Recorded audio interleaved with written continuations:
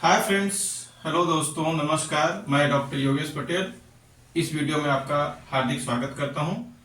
दोस्तों, पिछले वीडियोस में हमने देखा कि वाइटल फोर्स एक ऐसी एनर्जी है जो हमारे पूरे बॉडी को रेगुलेट करती है और हमारे हेल्दी रहने और डिजीज कंडीशन दोनों के लिए वाइटल फोर्स रिस्पॉन्सिबल होती है।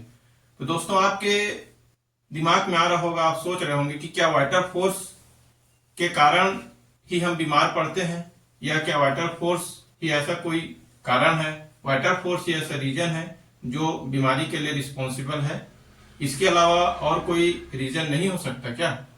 तो दोस्तों, मैं आपको बताना चाहता हूं कि वाइटल फोर्स ही एक ऐसा रीजन है या वाइटल फोर्स का डिरेंजमेंट ही एक ऐसा कारण है जो ट्रू डिजीज, दोस्तों मैं आपको फिर बताना चाह रहा हूं, ट्रू डिजीज के लिए वाइटल फोर्स ही रिस्पॉन्सिबल होता है। वाइटल फोर्स के कारण ही या वाइटल फोर्स के डिरेंजमेंट के कारण ही ट्रू डिजीज हो सकती है। दोस्तों, कई प्रकार के रीजन हो सकते हैं। जो ट्रू डिजीज होती है उसके रीजन को हम बोलते हैं फंडामेंटल कॉज, जो बेसिक कॉज होता है वाइटल फोर्स के डिरेंजमेंट और हमारे शरीर में डिजीज पैदा करने के लिए। इसके अलावा भी और बहुत सारे रीजंस हैं जो हमारे डिजीज कंडीशन को या तो बढ़ा देते हैं या कुछ हमारे ऐसे डिजीज कंडीशन है जो साइलेंट फेज में रहते हैं, सुसुप्तावस्था में रहते हैं, जो दबे हुए रहते हैं, जिसको ये एक्यूट कंडीशन में या फिर उसको एक्टिव फेज में ले आते हैं।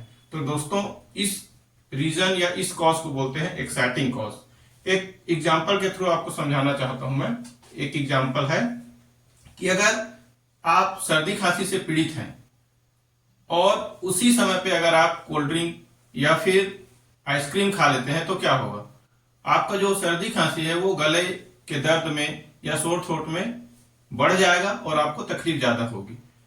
इसी तरह से अगर आप या फिर कोई भी व्यक्ति अस्थमा से पीड़ित है, दमा है उसको, और ऐसी किसी फेवरेबल कंडीशन में वो आ जाता है जैसे कि डस्ट में, स्मोक में, स्ट्रॉन्ग फ्यूम में, या फिर वो खुद आइसक्रीम या कोल्ड ड्रिंक खा लेता है या पी लेता है, तो क्या होगा? उसका जो दमा का जो साइलेंट फेज था, जो सुसुप्तावस्था में था, वो एक्टिव फेज में आ जाएगा और उसको तकलीफ बढ़ जाएगी। तो दोस्तों, इस तरह का जो एक कॉज है उसको बोलते हैं एक्साइटिंग कॉज, जो हमारे शरीर में सुसुप्तावस्था की बीमारी को या तो बढ़ा देती है या फिर एक्यूट फेज में जो बीमारी कम सीवियरिटी में रहती है उसकी सीवियरिटी को वो बढ़ा देती है। दोस्तों, एक और एग्जांपल है, कोई एक पेशेंट किसी फिजिशियन के क्लिनिक में आता है और उसे जॉइंट पेन है, बहुत सारे जो जॉइंट्स हैं सभी जॉइंट्स में उसको पेन हो रहा है। वो डॉक्टर के पास आता है और बोलता है कि डॉक्टर साहब, मेरा 1-1.5 साल से जॉइंट पेन से मैं सफर कर रहा हूं, मुझे तकलीफ है, लेकिन पहले तो मैं 1-2 बार दवाई लेता था तो काफी दिन तक ठीक रहता था, लेकिन अभी 4-6 महीने से ऐसा कुछ हो रहा है कि जब तक मैं पेन किलर लेता हूं तब तक ही ठीक रहता है, उसके बाद में जैसे ही दवाई खत्म होता है या पेन किलर लेना बंद करता हूं तो फिर से वो पेन स्टार्ट हो जाता है। तो धीरे धीरे पूछते पूछते डॉक्टर उनको पूछता है कि भाई, आप 6-7 महीना पहले कोई घर चेंज किए हैं क्या? तो इससे पता चलता है, पेशेंट बताता है, हाँ सर, मैं 7-8 महीने पहले नए घर में आया हूं। तो डॉक्टर उनको पूछता है कि नए घर में क्या आपको शीलन की प्रॉब्लम है या उस घर में शीलन रहता है? तो पेशेंट कहता है, हाँ, उस घर में, जहां नए घर में आया हूं, वहां हमेशा शीलन बना रहता है। तो दोस्तों, ये जो शीलन है ये भी एक कारण है आपकी बीमारी को बनाए रखने का, कि बीमारी आपके अंदर है लेकिन वो ठीक क्यों नहीं हो रही है? क्योंकि आप शीलन की जगह में रह रहे हैं। तो इस कॉज को बोलते हैं मेंटेनिंग कॉज, जो आपकी बीमारी को मेंटेन करके रखता है या बना के रखता है। तो दोस्तों, हमने देखा फंडामेंटल कॉज, एक्साइटिंग कॉज और मेंटेनिंग कॉज। आपने देखा होगा कि जो फिजिशियन है, जो भी डॉक्टर है, वो दवाई लिखने के बाद पेशेंट्स को कई बार बोलते हैं कि आप ये चीज मत खाना, ये चीज खाना, इस चीज से दूर रहना, इस चीज से परहेज करना, आम भाषा में उनको परहेज कहते हैं। तो एक्चुअली जो वो डॉक्टर है, वो जो फिजिशियन है, वो आपको एक्साइटिंग और मेंटेनिंग कॉज से दूर रहने की सलाह देता है। दोस्तों, कई बार आपने देखा होगा कि ऐसे कंडीशंस आते हैं जिसमें वाइटल फोर्स आपको लगता है कि वो डिरेंज तो नहीं हुआ है या फिर वाइटल फोर्स के कारण तो बीमारी नहीं हो रही है, क्योंकि वो छोटी मोटी बीमारी है। जैसे अगर आप कहीं होटल में खाना खाने जाते हैं या किसी शादी पार्टी में जाते हैं या कहीं भी आप हेवी खाना खा लेते हैं, फैटी फूड्स जिसको बोलते हैं, भारी जो भोजन होता है वो ले लेते हैं, तो 1-2 दिन तक आपको इंडाइजेशन, गैस की शिकायत हो सकती है। तो दोस्तों ये क्या है, ये कंडीशन को हम बोलते हैं इंडिस्पोजिशन। मतलब इसमें आपको दवाई लेने की जरूरत नहीं है, आप अपने डाइट रेजिमेन को थोड़ा सा चेंज करके या जैसा आपको टेम्परेरी जो फील हो रहा है उसमें आपको थोड़ा सा डाइट को मैनेज करके अगर आप चलेंगे तो अपने आप 1-2 दिन में ठीक हो जाएगा। इसमें मेडिसिन लेने की जरूरत नहीं पड़ती है। तो ये इसमें वाइटल फोर्स तो इन्वॉल्व नहीं है और ये ट्रू डिजीज भी नहीं है, एक डिजीज जैसा कंडीशन है। इस चीज को कहा जाता है इंडिस्पोजिशन। इसके अलावा भी कुछ कंडीशंस ऐसे रहते हैं दोस्तों जो हमको डिजीज जैसे लगते हैं लेकिन डिजीज होते नहीं है। कुछ ऐसे कंडीशंस में अगर आप लगातार रहते हैं, लगातार ऐसे अनफेवरेबल कंडीशन में आप रहना चालू कर देते हैं, तो हो सकता है आपको लगे कि मैं बीमार पड़ गया हूं या मुझे जो फीलिंग हो रहा है बीमार के जैसे हो रहा है, और जैसे ही अगर आप उस अनफेवरेबल कंडीशन से बाहर निकलते हैं कुछ दिनों के लिए तो अपने आप फिर से ठीक फील होने लगते हैं। तो इस तरह का जो लक्षण होता है या इस तरह के जो आपको फीलिंग होते हैं या आपको लगता है कि इस तरह का जो बीमारी है वो एक्चुअली ट्रू डिजीज नहीं होता है, इसको हम स्यूडो या फिर फॉल्स डिजीज कहते हैं। तो दोस्तों ये मेरा बताने का आपको ये मतलब था कि आप जो ट्रू डिजीज है उसको पहचानिए और जो छोटे मोटे लक्षण है जिसको आप अपने डाइट के थ्रू या अपने जो दिनचर्या है, डेली रूटीन है, उसमें चेंज करके अगर आप ठीक कर सकते हैं तो उसमें दवाई लेने की आवश्यकता नहीं है। अब रही बात हम कैसे पहचानेंगे कि वाइटल फोर्स डिरेंज है। भाई वाइटल फोर्स के डिरेंजमेंट के कारण या उस पर अगर कोई दूसरा एनिमी वाइटल फोर्स अटैक करता है तब हम बीमार पड़ते हैं। तो हमको कैसे पता चलेगा कि हम या फिर हमारा वाइटल फोर्स डिरेंज हो चुका है या उसमें वो नॉर्मल नहीं है, एबनॉर्मल हो चुका है। तो आप खुद महसूस किए होंगे कि अगर आप अनहेल्दी फील करते हैं या फिर आप नॉर्मल फील नहीं करते हैं या फिर आपको लगता है कि आप किसी से नाराज हैं, तो क्या करते हैं आप, कैसे उसको बताते हैं। कई बार वो आप उसको सीधा सीधा बोल देंगे कि भाई तुम ऐसा ऐसा किए, इसके कारण मैं गुस्सा हूं, तुमसे नाराज हूं। दूसरा क्या करता है, आदमी मुंह फुला के बैठा रहता है, तो दूसरा क्या करेगा, देखेगा कि अरे क्या हो गया भाई, आप तो अलग लग रहे हो, मुंह फुला के बैठे हुए हो, क्या दिक्कत है, कुछ परेशानी है, मेरे से कुछ नाराजगी है या किसी और से कुछ दिक्कत है। तो ये क्या होता है, दूसरे ऑब्जर्व करते हैं। तो सेम जो कंडीशन है, अगर आपको कहीं दर्द होता है तो अलग अलग चीज के लिए अलग अलग तरह से रिएक्शन होता है, अलग अलग तरह से आवाज आती है। अगर कट गया तो अलग होगा, जल गया तो अलग होगा। तो इसी तरह से जब वाइटल फोर्स डिरेंज होता है तो अलग अलग तरीके से आपको वो सिम्टम्स के थ्रू बताता है।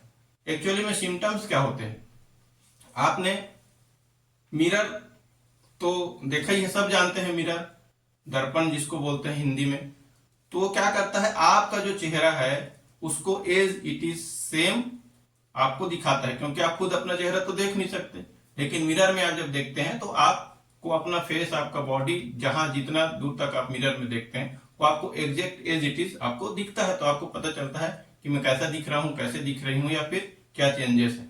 तो सेम दोस्तों, वाइटल फोर्स डिरेंज होता है या वाइटल फोर्स को अगर कुछ तकलीफ होती है तो वो सिम्टम्स के थ्रू आपको बताता है। तो सिम्टम्स क्या होता है, वाइटल फोर्स का मिरर है। वाइटल फोर्स को क्या तकलीफ है, उसको क्या दिक्कत है, वो एज इट इज सिम्टम्स या लक्षणों के रूप में आपको दिखाता है। तो सिम्टम्स क्या हो सकते हैं, जो मरीज खुद फील करता है। पहला, मरीज जो खुद फील करता है उसको जो एहसास होता है कि मैं तो पहले ऐसे नॉर्मल था, अब मुझे ये एबनॉर्मल टाइप के लक्षण या सिम्टम्स आ रहे हैं। तो अलग अलग जो लक्षण होते हैं वो वाइटल फोर्स के अलग अलग तरीके से डिरेंजमेंट के लिए रिस्पॉन्सिबल होते हैं या उस तरीके से वो बताता है।